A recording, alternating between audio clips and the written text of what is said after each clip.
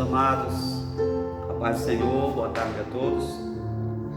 Gostaria de convidá-los a ler comigo Filipenses capítulo 3, versículo 4.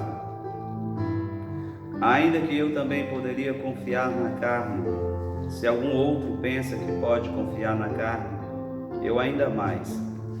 Circuncidado ao 8º dia, da linhagem de Israel, da tribo de Benjamim, hebreu de hebreus, segundo a lei, fariseu, segundo o zelo, perseguidor da igreja, segundo a justiça que há na lei, irrepreensível.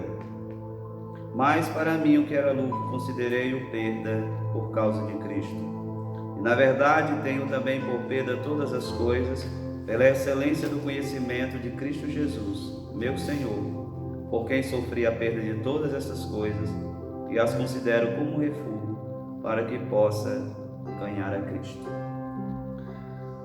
Aquilo que era a razão do orgulho, a razão do sentimento de superioridade por parte dos falsos mestres, Paulo agora despreza de uma forma em que ele fala a respeito daquilo que deveria ser para muitos a razão de sua vaidade. Ele disse: ainda que eu também poderia confiar na carne, se algum outro pensa que pode confiar na carne, eu ainda mais. Então Paulo dá aqui as suas credenciais anteriores, quando ele servia no judaísmo, e fala de coisas que diz respeito à sua condição natural e daquilo que ele conquistou por seu esforço e dedicação diante do seu compromisso religioso. Então ele começa dizendo que se alguém pode confiar na carne, ele ainda mais. Observe aqui que ele fala confiar na carne. Quando a gente pensa em carne, quando a Bíblia faz referência a essa condição humana voltada para a relação carnal, a gente pensa sempre em pecados morais, em pecados relacionados à transgressão dos mandamentos no sentido moral. A gente pensa em imoralidade, a gente pensa em perversão e acha que as obras da carne elas se resumem apenas a essa questão da depravação moral. O que nós temos aqui é o apóstolo Paulo falando a respeito de que a carne também se manifesta em atitudes aparentemente boas. Ele está falando da questão religiosa. E não pense que a nossa carne ela reivindica apenas o direito de nos levar a uma vida de depravação moral e de desregramento na vida social. A carne reivindica a posse de nossas ações voltadas para a benignidade, voltadas muitas vezes para a solidariedade e para a vida religiosa. A carne sempre estará se manifestando de uma forma ou de outra. É a natureza humana reivindicando o direito de dirigir as nossas vidas, quer seja no sentido de nos levar a uma vida de depravação ou ao sentido de nos levar a uma religiosidade que não passa muitas vezes de autoconfiança, que não passa muitas vezes de uma situação de presunção diante de Deus. É o orgulho espiritual presente na vida daqueles que pensam que podem de fato se orgulhar daquilo que são, daquilo que conquistaram, de forma que muitas vezes o que nós encontramos na vida de muitas pessoas é a justiça própria e não a justiça de Cristo. E é isso que Paulo está falando aqui. Quantos não se orgulham muitas vezes por serem pessoas tão dedicadas, por serem pessoas tão esforçadas, sem que percebam, estão confiando na carne, deixaram de depender da graça de Deus, deixaram de depender de Deus para confiar na carne. Paulo mostra aqui algumas razões pelas quais ele podia confiar na carne. As 3 primeiras diz respeito à sua condição natural. Ele diz assim: se há alguém que pode confiar na carne, eu ainda mais. circuncidado ao 8º dia, da linhagem de Israel, da tribo de Benjamim. Observe aqui que ele lista em primeiro lugar seu nascimento, sua condição natural. Um israelita que nasce dentro de uma família profundamente dedicada ao judaísmo e que segue os princípios do judaísmo de uma forma tão minuciosa, porque ele diz que foi circuncidado ao 8º dia. Aquilo que a lei prescrevia para uma criança recém-nascida, concernente ao ritual da circuncisão, que é o selo da aliança entre Deus e os descendentes de Abraão. E o apóstolo Paulo, dentro de sua condição natural, ele nasce numa família que tem a preocupação de, desde a sua tenra idade, conduzi-lo dentro dos princípios do judaísmo. Ele foi circuncidado ao 8º dia. Ele diz, da linhagem de Israel, da linhagem de Israel. Ele não era um convertido ao judaísmo, ele era verdadeiramente um autêntico israelita que tinha o privilégio de conseguir, de fato, a sua árvore genealógica e chegar a entender de que tribo pertencia. Ele diz da tribo de Benjamim. Era alguém que tinha a sua genealogia bem definida. Isso era um privilégio para o povo judeu, mesmo depois do cativeiro, onde muitos tiveram a dificuldade de determinar a sua linhagem. E o apóstolo Paulo aqui tem essa condição tão especial de poder determinar de que tribo era, né? De que tribo era. E ele diz, da linhagem de Israel, da tribo de Benjamim. Se fosse olhar a árvore genealógica de Paulo, ela ia acabar em Abraão, ia acabar em Israel, ou aquele que antes era Jacó, porque assim ele consegue retroceder na sua linhagem e chegar aos patriarcas. Esse é um privilégio muito grande para ele como judeu. Agora, quando ele diz da tribo de Benjamim, isso ainda é muito mais especial, porque dentre as tribos de Israel, as 12 tribos, Benjamim é uma das tribos fiéis, uma das tribos mais dedicadas ao Senhor, porque quando houve a separação das tribos, Benjamim escolheu ficar com Judá num ato de fidelidade ao Senhor e permaneceu fiel ao Senhor. Então é uma tribo que tem de fato uma história, né? Uma história que levava muitas vezes aqueles que pertenciam a essa tribo a se sentir profundamente envaidecidos pelo fato de pertencer à tribo fiel, à tribo de Benjamim. E Paulo diz, da tribo de Benjamim, e ele diz, hebreu de hebreus. Paulo não era alguém confuso quanto à sua identidade.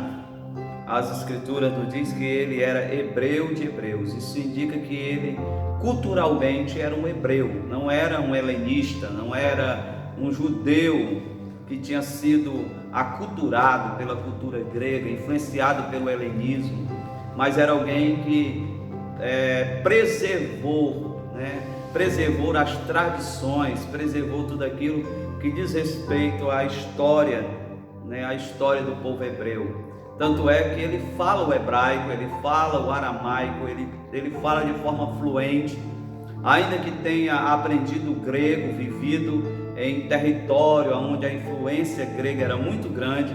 Contudo, ele fala aqui que era hebreu de hebreus, quer dizer, sua família era uma família autenticamente hebreia e ele era um hebreu, não era um helenista, não era alguém confuso na sua identidade, mas era alguém que tinha uma identidade definida com relação a essa questão cultural. Hebreu de hebreus, ele diz, e segundo a lei, fariseu. Hoje, o termo fariseu tomou uma conotação pejorativa, pois ele tem a ver com a questão da hipocrisia, tem a ver com a questão da dissimulação, tem a ver com a questão da legalidade, do legalismo e todas essas coisas que estão ligadas ao nome fariseu. Contudo, o segmento dos fariseus naqueles dias era o segmento mais aproximado daquilo que era a lei de Moisés, daquilo que era o comprometimento em viver a verdade de Deus. Os fariseus surgem no momento interbíblico e eles surgem exatamente para preservar a cultura judaica em meio às influências do helenismo. Os fariseus surgem como uma proposta de estarem separados das influências culturais que estava influenciando o mundo todo, e foi exatamente por conta dessa decisão dos judeus de não aceitar, se aculturar, se helenizar, que eles sofreram perseguição no tempo do Império Macedônio, do Império Grego e depois dos Macedônios. Então nós temos aqui o apóstolo Paulo falando a respeito dessa questão tão importante para ele. Era um fariseu, era alguém que se preocupava com aquilo que eram as minúcias da lei. Ele diz que era, segundo a lei, ele era fariseu. Havia vários outros segmentos, mas o que mais se aproximava daquilo que era a vida, religiosamente apresentada nas Escrituras, esses eram os fariseus. Existiam muitos fariseus que realmente viviam uma vida de hipocrisia, mas existiam muitos fariseus dedicados, fariseus que tinham de fato o coração em querer buscar a Deus, como Nicodemos, como José de Arimateia, como Gamaliel, que foi um dos grandes mestres do judaísmo. Então esse grupo dos fariseus, dentre os segmentos judaicos, era o mais dedicado, e Paulo disse que segundo a lei ele era fariseu, e segundo o zelo era perseguidor da igreja. Segundo o zelo era perseguidor da igreja. Paulo era um homem zeloso, não era um religioso frio, indiferente, apático, mas um homem zeloso pela sua religião, zeloso por aquilo que acreditava, por aquilo que ele havia abraçado como verdade de Deus para si. Ele achava que na verdade estava fazendo aquilo que era a vontade de Deus, quando na verdade, sem que entendesse, ele estava combatendo contra o próprio Deus. Mas o seu zelo era tão grande que ele chegou ao extremo de perseguir a igreja de Deus por conta do seu zelo. Ele achava que a igreja era uma ameaça para aquilo que era a verdadeira religião. Ele achava que a igreja estava ameaçando aquilo que era a verdadeira religião. Então, no seu zelo por aquilo que ele achava que era a verdade de Deus, ele perseguiu a igreja, prendeu irmãos e perseguiu de forma muito fervorosa.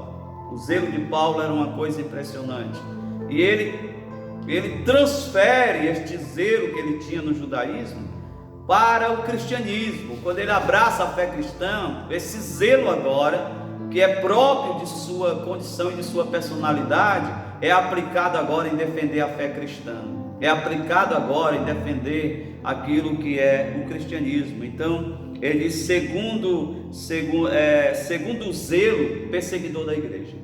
Quer dizer, olha, irmãos, eu cheguei ao extremo de perseguir a igreja pelo zelo que eu tinha pelo judaísmo. Então, esses falsos mestres que aparecem aqui, se orgulhando dessas coisas, dizendo que são descendentes de Abraão, que praticam a circuncisão e que tem todas essas coisas dos quais eles se orgulham, sabe? Todas essas coisas aí, eu tenho em um nível muito mais superior. Ele está mostrando aqui a sua superioridade que ele tinha quando era aquele que abraçou o judaísmo como algo que era a verdade de Deus para a sua vida. Então aqui ele diz isso e continua dizendo assim: segundo a justiça que há na lei, irrepreensível. Irrepreensível aqui não é ser perfeito, não é ser uma pessoa impecável. Irrepreensível aqui é que aquilo que a sua religião prescrevia, ele se esforçava para viver. Era alguém que aprendeu aos pés de Gamaliel, e aquilo que ele aprendeu, ele aplicou na vida. Naquilo que ele foi instruído, ele se esforçou para viver. Por isso foi alguém irrepreensível dentro dos princípios da sua religião, dentro daquilo que ele achava que era a interpretação correta de uma vida que agradara a Deus. É isso que o apóstolo Paulo descreve aqui diante daquilo que os falsos mestres utilizavam como credenciais, como um currículo impressionante para impressionar os irmãos gentios, tentando demonstrar que o cristianismo deles era superior por serem descendentes de Abraão, por terem a aliança, por terem a circuncisão, por terem todas essas coisas. O apóstolo Paulo chega aqui e diz: eu tinha tudo isso fazia parte da minha vida, segundo o zelo perseguidor da igreja, segundo a justiça que há na lei, irrepreensível. Então ele chega e diz: e tudo isso, que parece ser lucro para todo mundo, parece ser a razão pelas quais as pessoas se orgulham, tudo isso, para mim, que parecia ser lucro, considerei-o perda por causa de Cristo. Pela causa de Cristo, Paulo perdeu todas essas coisas, porque era exatamente essas coisas que o afastava da fé, que o afastava do Evangelho. Foi exatamente essa percepção da sua visão sobre Deus, segundo o judaísmo, que o afastava da fé cristã. Agora ele olha para tudo isso e a palavra diz que ele considera aquilo por perda, pela causa de Cristo. Por causa de Cristo eu considerei tudo isso como perda. Quando ele se encontrou com Jesus, ele abriu os olhos e percebeu que tudo que ele estava fazendo estava em desacordo com o coração de Deus. Ele abriu os olhos para perceber que todo o seu zelo, toda a sua dedicação, todo o seu entendimento a respeito da palavra estava totalmente desalinhado com o coração de Deus. Ele teve que reajustar, ele teve que rever conceitos, ele teve que repensar toda a sua história de vida de dedicação a Deus, e ele considerou todas essas coisas como perda. De repente ele percebeu todas essas coisas, ele precisava renunciá-las, ele precisava deixar para lá. Considerei-o perda por causa de Cristo.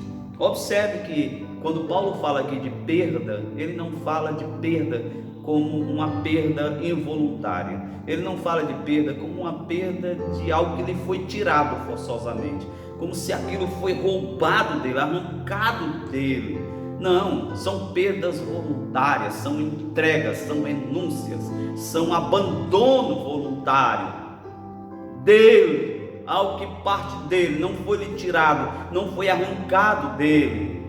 Não é aquele tipo de perda que a gente tem e lamenta a perda. Aqui são perdas voluntárias, aquelas perdas que você abre mão delas porque se apega a algo melhor, a algo mais precioso, a algo muito mais especial da parte de Deus. É assim que nós temos aqui na atitude do apóstolo Paulo: considerei todas essas coisas como perda por causa de Cristo. E ele diz na sua palavra: e na verdade tenho também por perda todas as coisas pela excelência do conhecimento de Cristo Jesus meu Senhor, por quem sofri a perda de todas essas coisas e as considero como refúgio para que possa ganhar a Cristo. Ele larga essas coisas, mas não fica com aquele saudosismo do que perdeu. Ele olha para aquilo com desprezo, diante daquilo que ele alcança, diante daquilo que ele recebe por sua renúncia de tudo isso. Ele olha para aquilo com desprezo e considera aquilo como esterco. E ele diz mais aqui na sua palavra: aquilo que já foi perdido, perdido está, mas o que tiver para ser perdido estou disposto a perder por causa de Cristo. Ele coloca aqui de forma incondicional a sua dedicação ao Senhor. O que tiver de ser perdido por causa de Cristo, pela excelência do conhecimento do Senhor, eu considero tudo na vida como perda, para que eu possa ganhar a Cristo. Se há alguma coisa da qual eu preciso abrir mão para me agarrar àquilo que é de Cristo, eu o farei. É isso que ele está dizendo aqui na sua palavra: considero todas as coisas por perda por causa de Cristo. É uma lição grandiosa, essa lição que Paulo nos dá aqui, uma lição extraordinária, porque hoje as pessoas estão se apegando a tudo de uma forma que as coisas espirituais não estão encontrando espaço, porque as pessoas estão agarradas a tantas coisas, as mãos estão cheias, sem poderem agarrar aquilo que realmente importa. E às vezes, para a gente agarrar aquilo que importa, precisamos abrir mão de algumas coisas para que as nossas mãos possam agarrar aquilo que verdadeiramente importa para nós. Paulo nos ensina maravilhosamente como devemos ter um coração disposto a abraçar aquilo que é mais importante. Deus os abençoe, os irmãos tenham uma tarde abençoada na presença do Senhor. Deus Altíssimo, eu te louvo e te agradeço por esta oportunidade, Senhor. Obrigado por estarmos aqui compartilhando tua palavra. Conceda-nos um restante dia em paz. Ser conosco é o que te pedimos em nome de Jesus. Amém. Meus amados, Pai do Senhor, boa tarde a todos.